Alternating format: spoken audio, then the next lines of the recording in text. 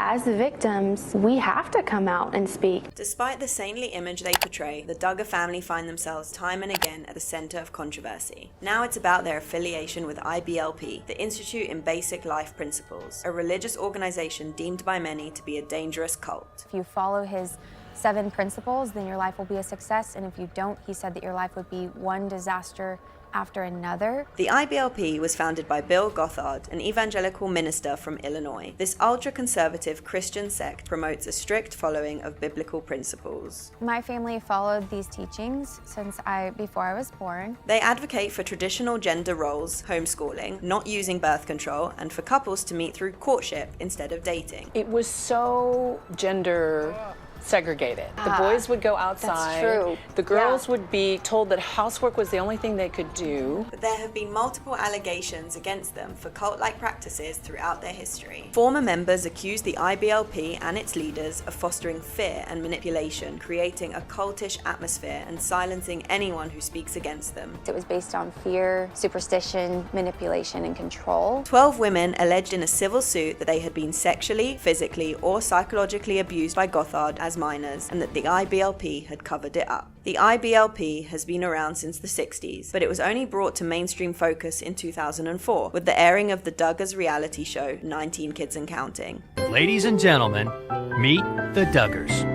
Let's load them up, older ones. We're gonna go shopping. Jimbo and Michelle Duggar are longtime followers of the IBLP and promoted its values on their show. They have said of Gothard that he had changed their lives. If you have not gone through the basics seminar, I highly recommend it. We have for every one of you the answer. Some of the religion's biblically accurate rules include that wives should obey their husbands with reverent submission and assistance. Gothard turned every father into a cult leader and every home into an island. Members should refrain from dancing and listening to rock, pop, and even jazz music. Fantasy books are banned, ranging from Harry Potter to the Grimm's Brothers fairy tales. The Duggar children were homeschooled using Gothard's teaching program. They wore modest clothing, including ankle-length skirts for the girls, and had limited influences from the outside world. Within the sect, the Duggars were considered to be a model family, and other members were told they should aspire to be like them. We didn't start out thinking we're going to have a lot of children. We're going to have a large family. While their TV show portrayed them as a wholesome and devout Christian family, fans are starting to raise questions about their connection to the alleged misconduct within the IBLP. This isn't the first time the Duggars made headlines for questionable incidents. Their eldest son, Josh, who often preached his Christian faith and family values, has left a persistent stain on the family's reputation. We have to show courage, and ultimately we have to stand up for what is right. In 2015, he was accused of molesting several underage girls, including 4 of his sisters. Josh admitted to the accusations and issued an apology, claiming he was a teenager at the time and that he's regretful for his actions. Things got worse when it turned out that Jim Bob was already aware of his son's wrongdoings, but preferred to handle it within the family's church and did not report to authorities. By the time the story came to light, the statute of limitations had already expired. That same year, Josh was caught cheating on his wife Anna. A massive data leak outed millions of users of the Ashley Madison website, known for matching up married cheaters, and Josh Duggar's name was among them. Yes, I will be loyal to you.